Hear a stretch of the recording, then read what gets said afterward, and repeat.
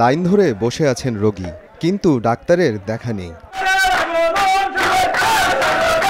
নির্ধারিত সময়ের প্রায় ৩ ঘন্টা পর এলেন ডাক্তার মোহাম্মদ ফাইজুল হক। এ সময় চেম্বারে অপেক্ষায় থাকা ছাত্র জনতা শুভেচ্ছা স্বাগতম স্লোগান দিয়ে জানান দেন নিজেদের ক্ষোভ।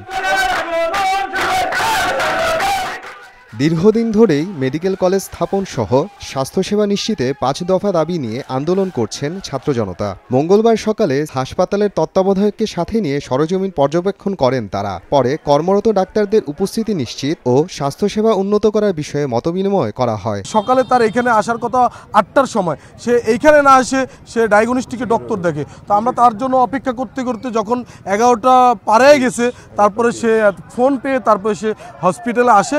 আমাদের ছাত্র জনতারা হাতে তালির মাধ্যমে তাকে সংবর্ধনা জানায়। তত্ত্বাবধায়কের সাথে বসার পরে যেই বিষয়টা আমরা ক্লিয়ার হই যে এইখানে ডক্টররা ২৩ জনের মতো অ্যাপয়েন্টমেন্ট আছে, কিন্তু ২৩ জনের ভিতরে আমরা হাতে গোনা ৩-৪ জন হচ্ছে যে এইখানে দৈনিক সেবা দিয়ে থাকে, বাকিরা নামমাত্র এখানে আসে, হাজিরা দেয়, চলে যায়। ভোলাবাসীর যেই দাবি মেডিকেল কলেজ, এটা যৌক্তিক।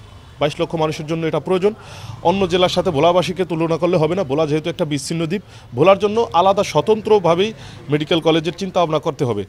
আর বাকি যেই দাবি দেওয়াগুলো ছিল, এখানে অব্যবস্থাপনা, দালালের দৌরত্ব, ডায়াগনস্টিক সেন্টারদের যেই একটা তৎপরতা, ডাক্তারদের যেই শূন্যতা, সেগুলো নিয়ে আমাদের কথা হয়েছে।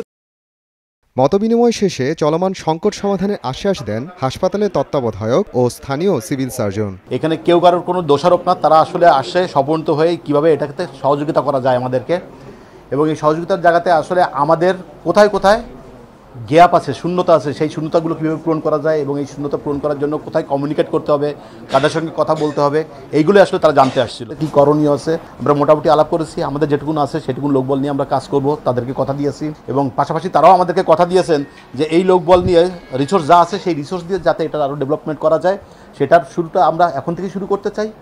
আর স্টেপ বাই স্টেপ সমস্যাগুলো আইসোলেট করে একটার পর একটা সমাধান যাতে করা যায়। ভোলার থেকে সারা বাংলাদেশের যোগাযোগ কিন্তু বিচ্ছিন্ন হয়ে যায়। একটা কার্ডিয়াক অ্যারেস্টের পেশেন্ট যদি আমরা রাতে রেফার করি, সে রাতে সে সকাল পর্যন্ত অপেক্ষা করতে হয়।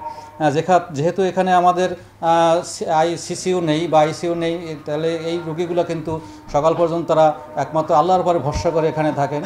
তবে এখানে যদি আমাদের বিশেষজ্ঞ ডাক্তার পোস্টিং করা হয় এবং ভোলাতে যদি একটা মেডিকেল কলেজ স্থাপন করা হয়, তাহলে ভোলার মানুষের চিকিৎসা সেবা থেকে তারা অনেক ভালো সেবা পাবে এবং চিকিৎসা সেবাতে তারা যে বঞ্চিত হয় সেটা হবে না। দ্বীপ জেলা ভোলার ২২ লাখ মানুষের চিকিৎসা সেবার একমাত্র ভরসাস্থল ২৫০ শয্যা বিশিষ্ট জেনারেল হাসপাতালের ৬১ জন ডাক্তারের মধ্যে বর্তমানে কর্মরত রয়েছেন মাত্র ২৩ জন। সময় সংবাদ, ভোলা।